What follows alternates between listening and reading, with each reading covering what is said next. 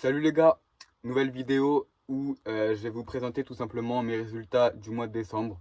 Alors avant de commencer, je tenais quand même un petit peu à m'excuser parce que bon, c'est vrai que j'ai pas tenu une vidéo par semaine, mais, euh, mais voilà, je tenais à m'excuser, c'est totalement de ma faute. Mais bon, je vais essayer de tenir le mieux possible, le mieux possible ce rythme. Mais bon, on n'est pas là pour ça, on est là pour regarder mes performances du mois de décembre. Donc on va pas perdre de temps en fait, on va tout simplement commencer directement. On se retrouve sur mon PC les frères. Donc comme vous le voyez, on est tout simplement sur mes performances du mois de décembre. Donc on peut voir que j'ai fait plus 1, donc déjà j'ai fini positif le mois, j'ai fait plus 1,61 R. Vous allez voir que j'aurais pu finir bien mieux. En fait c'est pas que j'ai fait de la merde, mais j'aurais pas dû trader. En fait il faut savoir que j'ai tradé les 2 dernières semaines de décembre. Et si je l'aurais pas fait, j'aurais eu un R qui est beaucoup plus positif, je pense un R de 3 facile. Parce que c'est bien connu que en fin d'année comme ça, quand c'est en période de fête, les marchés ils suivent plus vraiment de facteurs fondamentaux. C'est un petit peu, enfin on peut pas pré-shot vraiment le marché, tu vois. Il est imprévisible. Donc j'aurais dû m'arrêter quand j'avais fait mes profits dans les 2 premières semaines. J'avais fait 3 trades, 3 profits cash. J'aurais dû m'arrêter là, fermer et reprendre après les fêtes, tu vois. Mais je l'ai pas fait malheureusement. Mais j'en tiendrai. C'est une erreur dont j'en tiendrai compte pour les prochaines années à venir. Mais bref, j'ai quand même terminé positif le mois, tu vois, malgré ça, parce que bon, j'ai quand même réussi, j'ai quand même géré mon risque un minimum. Donc j'ai fini positif. On peut voir que donc j'ai un win rate de 50%. En fait, j'ai fait 3 wins pour 3 loses. Les 3 wins, c'était les 2 premières semaines. Les 3 loses, c'était les 2 dernières semaines. Mais bon, j'ai quand même fini en profit. Ici, j'ai fait plus 3,44 R. Donc ça veut dire que si j'aurais arrêté à ce moment-là et que j'aurais pas tradé les 2 dernières semaines, comme beaucoup de gens le disent, hein, et ils ont raison, j'aurais fait plus 3,44 R au lieu de 1,61. Donc là, j'ai divisé par 2 mon profit, juste parce que j'ai voulu trader. Enfin, c'est pas que j'ai voulu trader ou quoi, c'est juste que j'ai vu des opportunités, mais on est dans une période où j'aurais pas dû les prendre, tu vois. C'est ça le truc. Mais bon, j'ai quand même plus gagné que perdu. Si vous voulez, je vais vous faire montrer quelques trades que j'ai pris. Donc, attendez. Donc là, on est sur le premier trade que j'avais pris sur NZD-USD. Donc, j'avais fait plus 1,56 de R. J'avais fait un TP partiel. J'avais pris plus 100. Bon, alors faites pas attention à l'argent. Enfin, ce que je veux dire, c'est que c'était sur un compte démo, tu vois. Donc, ça veut dire, c'est l'argent. De toute façon, il y a marqué démo. Petite parenthèse, les frères, pour vous la faire courte. En gros, j'avais pris un compte FTMO en été. Début été, j'avais pris un compte FTMO à 10K. Sauf que j'avais pas tradé pendant un mois. Et donc, du coup, mon compte a été gelé. Ce qui fait que je pouvais plus trader dessus. Et là, il y a quelques jours, je suis retourné sur FTMO et j'ai vu que je pouvais dégeler, on va dire, mon compte et donc le reprendre. Donc je l'ai repris et là, du coup, maintenant, je suis plus en démo, mais du coup, je retraite sur mon compte démo, je retraite sur mon compte FTMO Challenge à 10K. Donc voilà, maintenant, je traite dessus et puis si ça passe, ça passe, si ça passe pas, ça passe pas. Je me suis dit autant le faire. Ça m'évite de passer 20 ans non plus en démo et puis ça me coûte rien puisque je l'avais déjà payé il y a des mois avant, tu vois. Donc je reprends juste mon compte. Donc voilà, maintenant je suis en compte démo, je suis en compte FTMO challenge à 10K. Donc ce premier trade là en mois de décembre, je l'avais pris pour des raisons fondamentales. Évidemment, tous les trades que je prends, c'est pour des raisons fondamentales. Là, c'est parce que je m'en souviens, de toute façon, je m'en souviens parce que j'avais tout marqué. Et à chaque fois, du coup, j'ai juste à relire en fait, hein. Même sur mon Notion, tu vois, là je suis dessus. J'ai juste à relire un petit peu pourquoi est-ce que j'avais pris et puis je m'en souviens directement. J'avais pris du coup ce trade là parce que la NZD venait de baisser ses taux. Donc du coup c'est un achat sur NZD-USD. J'avais pris un achat sur NZD-USD. J'avais pris cette position parce que la NZD, enfin la NZD, la RBNZ, la banque de la Nouvelle-Zélande, venait d'abaisser ses taux, sauf que c'était largement prévu, c'était largement pré-shot, donc ça veut dire que le marché l'avait déjà pricé depuis longtemps. Et le truc, c'est que c'était leur dernière baisse de taux. Ce qui veut dire qu'après cette baisse-là, la banque ne comptait plus baisser ses taux. Et donc, on a vu forcément un rebond parce qu'on savait que la banque était à ses taux les plus bas en fait, qu'ils allaient plus les baisser. Ce qui fait qu'au lieu d'avoir une baisse, quand cette baisse des taux est arrivée, on a eu une hausse. parce que le marché savait que c'était la dernière des baisses. En dehors de ça, évidemment aussi, la NZD, forcément, elle était plus. C'est pas qu'elle était plus au quiche, mais elle était moins dovish forcément. Là, elle était plus dans une optique du coup d'attendre des résultats, enfin d'attendre des datas en fait pour savoir quoi faire, tu vois. Donc ça veut dire que concrètement, là, on était dans une politique qui n'était plus dovish. Donc ça veut dire que je voyais mal fondamentalement, enfin macroéconomiquement parlant, là comme ça, voir un NZD baissier alors qu'il était déjà à son plus bas. Et forcément, il allait remonter. Et les investisseurs le savaient. En dehors de ça, donc là, on sort de la macroéconomie. Au niveau géopolitique, à ce moment-là, il y avait aussi la guerre du coup en Ukraine et en Russie qui se passait, sauf que la Russie venait d'annoncer qu'elle était totalement ouverte à un accord de paix, qu'elle était d'accord pour un accord de paix et qu'elle allait voir pour une négociation, etc.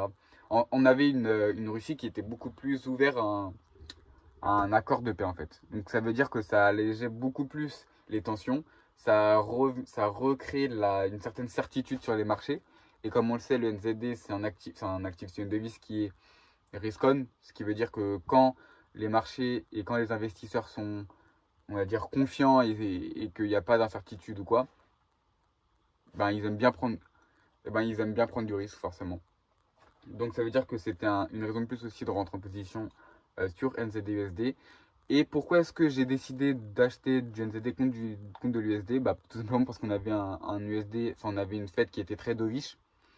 On avait une fête qui était très dovish de par déjà les rapports liés à l'emploi. On avait un emploi très mauvais. On venait de sortir d'une paralysie du gouvernement, enfin du shutdown quoi. En plus de ça, il y avait le nouveau potentiel président de la Fed, parce que comme on le sait, Powell ne va plus être le président de la Fed, hein. Trump va en choisir un nouveau, et quoi qu'il arrive, on le sait, même Trump l'a dit d'ailleurs, celui qui sera élu sera forcément dovish, parce que Trump est dovish, il veut baisser les taux, donc forcément il va choisir un gars qui veut aussi baisser les taux, c'est logique. Et on avait eu un nouveau représentant, enfin un nouveau potentiel président de la Fed, futur potentiel président de la Fed, qui était Asset, Kevin Asset. Et évidemment, il était très dovish. Vraiment, ça donne un dollar qui est baissier en fait, logiquement, parce que ça veut dire qu'il y a de plus en plus de chances qu'on rentre dans une politique. Enfin, on était déjà dans une politique monétaire dovish, mais là, on va rentrer encore plus dans une politique monétaire dovish, vous voyez. Et donc, il y avait énormément d'incertitudes sur les marchés, forcément, liées déjà à qui va être le prochain président de la Fed. Est-ce que la banque va baisser ses taux? Mais quoi qu'il arrive, on sait qu'elle est dovish. Dans tous les cas, tu vois pas un dollar baissier dans des circonstances comme ça. Et en plus de ça, du coup, pour revenir au truc géopolitique, si jamais, comme je vous l'ai dit, la Russie, elle était beaucoup plus ouverte à un accord de paix, etc. Ce qui veut dire que ça a apaisé énormément les tensions à ce moment-là. Et donc, du coup, qu'est-ce qui se passe? Du coup, les gens ne vont plus acheter de l'USD pour ces raisons-là. Quand les gens achetaient de l'USD, c'était justement parce que c'était pour se protéger. Et on sait que voilà, l'USD c'est la première économie mondiale, enfin c'est plus de 25% de l'économie. L'USD représente plus de 25% de l'économie mondiale, le dollar. Donc ça veut dire que c'est une valeur refuge, même si c'est moins enfin c'est une valeur refuge, tu vois, c'est un risque. Quand il se passe des choses sur le marché, on achète du dollar. Sauf si jamais ce qui se passe est en rapport avec le dollar, mais vous m'avez compris.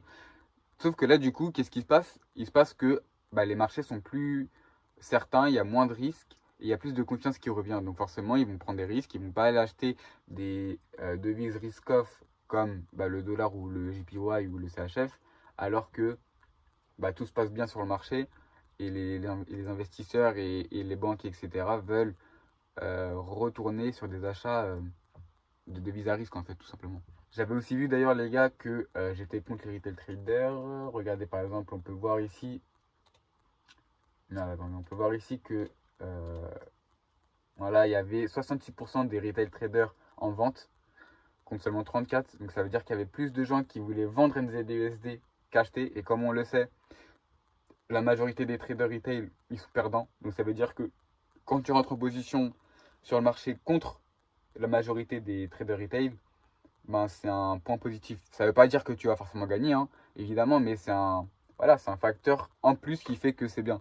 Moi, par exemple, tu vois, j'avais une idée euh, d'achat sur NZD-USD. J'ai vu que la majorité ils étaient en vente. Je me suis dit tant mieux, c'est-à-dire que je suis contre la masse.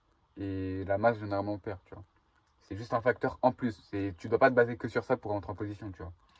Je suis déjà rentré plusieurs fois en position, alors que la masse était de mon côté. Tu vois, par exemple, je voulais rentrer en vente n'importe quoi sur EURUSD et je vois que 80% des retail traders étaient en vente. C'est pas, ça veut pas dire que je vais pas rentrer en vente, ça veut pas dire que je vais rentrer en vente, ça veut juste dire, en fait, c'est juste un facteur en plus qui fait que, c'est tout. Tu vois, sur EURUSD et j'avais fini en TP partiel aussi. Et de toute façon, on peut le voir, regardez, tu vois.